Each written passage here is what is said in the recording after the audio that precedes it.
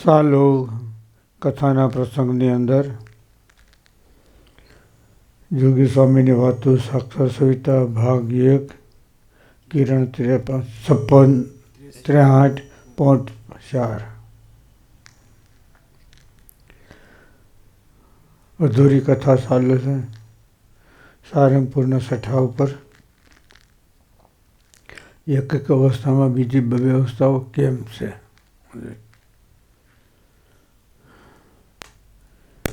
જરાક ફેર પડી જાય એટલે અવસ્થા ફરી જાય.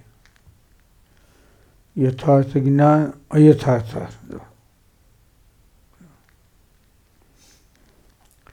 જાગ્રતમાં સ્વપ્નો અને સુષુપ્તિ. સ્વપ્નો છે એની અંદર પણ જાગ્રત સ્વપ્ન અને સુષુપ્તિ. સુષુપ્તિમાં પણ જાગ્રત અને જો ક્યારેક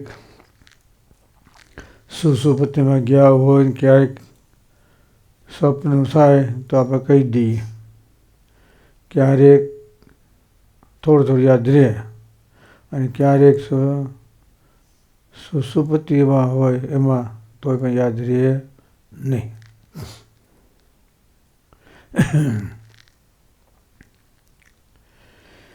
તુજ્ય પદ અંતર્જામી દ્રષ્ટા અને બ્રહ્મ કયા છે એ અવસ્થાના ભગવાન કીધા.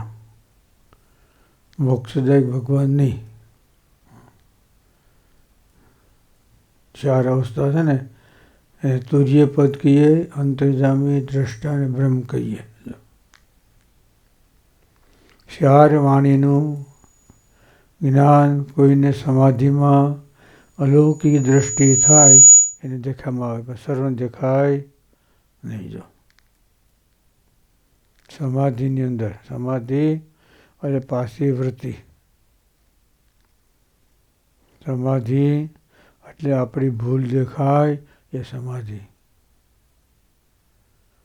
ન ખાવું, ન પીવું, ન સંડાસ જવું એ અજ્ઞાનીને મતે સમાધિ છે. જ્ઞાનીને મતે ભગવાનની મૂર્તિ એમાં જે કલ્યાણકારી ગુણ છે એ જાણી ભગવાનનો આશરો કરવો આનું નામ કહેવાય સમાધિ. કલ્યાણકારી ગુણ વડતાલના 76માં લખ્યું. અને પછી ભગવાનનો આશરો કરવો. જો શું ભગવાનની મૂર્તિમાં કલ્યાણકારી ગુણ છે જાણવાના. શબ્દાદિ પંચવિષય ભોગવે કરી જીવને નરકની પ્રાપ્તિ થાય છે અને ભગવાન સંબંધી વિષય ભોગવો તો ભગવાનના ધામની પ્રાપ્તિ થાય. છેલ્લાનો 27 અવસ્થામાં રહેવું ને નિષ્કામ પંચ વર્તમાન યુક્ત સંત. જો એને ભગવાનને સાક્ષાત સંબંધ એવા સંતના વચનમાં વિશ્વાસ એને ભગવાનનો નિશ્ચય કહેવાય. એટલે અવસ્થાને જાણવાથી એને શરીરમાંથી હેત તૂટી જાય બસ બીજું કાંઈ નહીં. આટલું મહારાજે 12નામાં લખ્યું. આ ઉત્પત્તિ સ્થિતિ પ્રલય જાણે તો કાળ કર્મ માયા એના 5 થકી મુક્ત થાય, મોક્ષ ના થાય. આટલું લખ્યું એનું. પ્રથમ 12મું છે ને તત્વનું એનાથી મોક્ષ નથી પણ કાળ કર્મ માયા એના 5 થકી મુક્ત થાય બસ એટલો. પરીક્ષિત છે અને મોક્ષ થયો કેવી રીતે થયો? જમના 5 થકી મૂકાણો પણ હજી સુધી ગંગાજીને કાંઠે બેહીને તપ કરે છે. જમના હાથ થકી મૂકાણો એટલે મોક્ષ.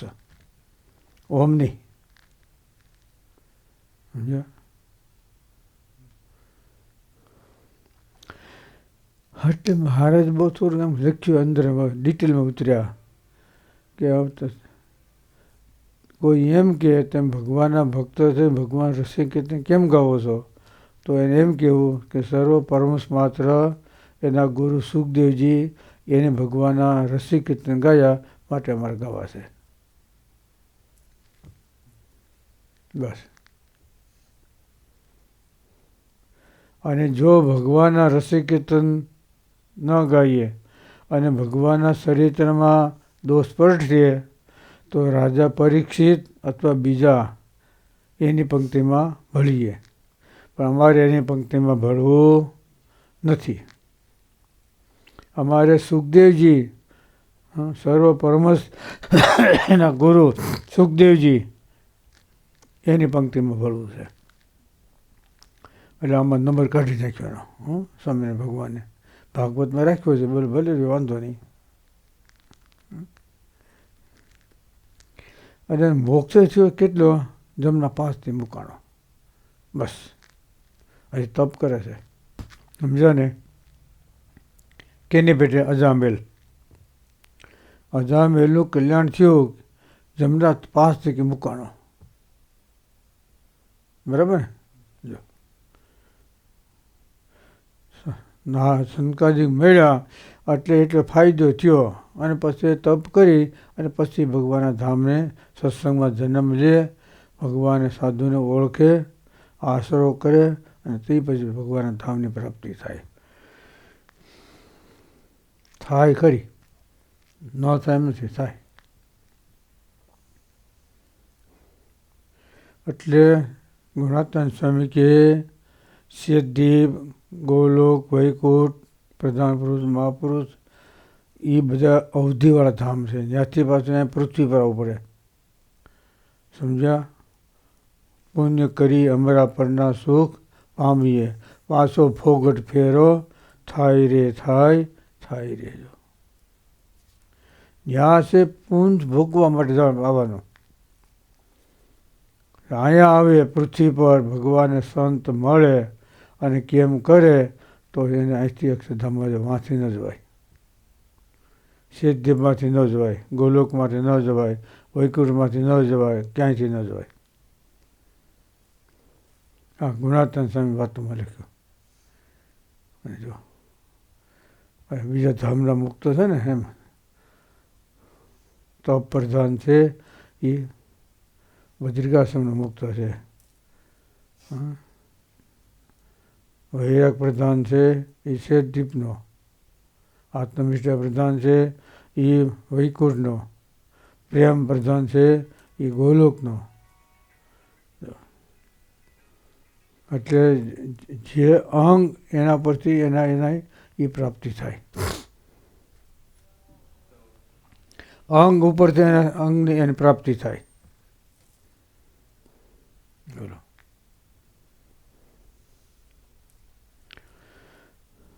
અને શેલાના સમજી ગયો ને 27મી વાત આવી. નિષ્કામ, નિર્લોભ, નિસ્વાદ, નિસ્નેહ, નિર્માણ, આ પંચવર્તમાન છે. જો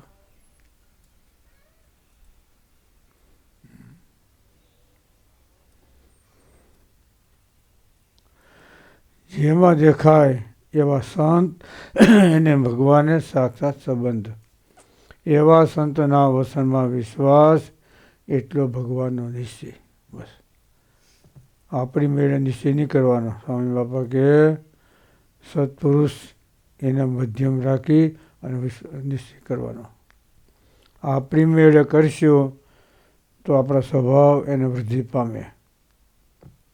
મેં ઓલો આશીર્વાદ દીધો અને સુખ્યો થયો, ઓલો આમ થયો, મેં આમ કરવાથી આમ થઈ. જો આશીર્વાદ મળ્યો શું થયું? મેં આવ્યું ને, જો હું પણ આવ્યો આમ થયું. જો એટલે સ્વામી કે વામનજી વધ્યા ભેગી લાગણી વધે. એટલે સ્વામી કે આપણા સ્વભાવ, આપણે ચૈતન્ય છીએ અને આપણા સ્વભાવ છે જળ છે, છતાંય પણ આપણી ભેગા વધે છે. એનું કારણ આપણા અનુભવ. જો મેં આમ કર્યું, મેં આમ કર્યું, મેં આમ કર્યું, બસ આ કર્યું ભગવાને એના કહેવાથી થાય છે, બસ બીજું કાંઈ નહીં. ભગવાન છે ગમે દ્વારે કાર્ય કરે, સમજો ને? કરે ભગવાન, પણ કોકને કાંઈક એમાં નિમિત્ત બનાવે. જો ઘરે ભગવાન જો. એટલે અવસ્થાના ગુણ એમ સમજે ને, જાગ્રત, સ્વપ્ન અને સુષુપ્તિ જોઈ. તુર્ય પદ, અંતર્જામી, દ્રષ્ટા, બ્રહ્મ અને પરબ્રહ્મ કીધા. એ અવસ્થાના ભગવાન છે. એનું જ્ઞાન થાય તો એને કાળ, કર્મ, માયા એના પાસ થકી મુકાય. જ્ઞાન એટલું ખડ વાઢે એને કાંઈ ગળ સોપડીના ભાતા ન હોય એમ ખડ વઢું ને, એટલે એમ એના મહેનત પ્રમાણે આપે. સહજાનંદ સ્વામી મહારાજ.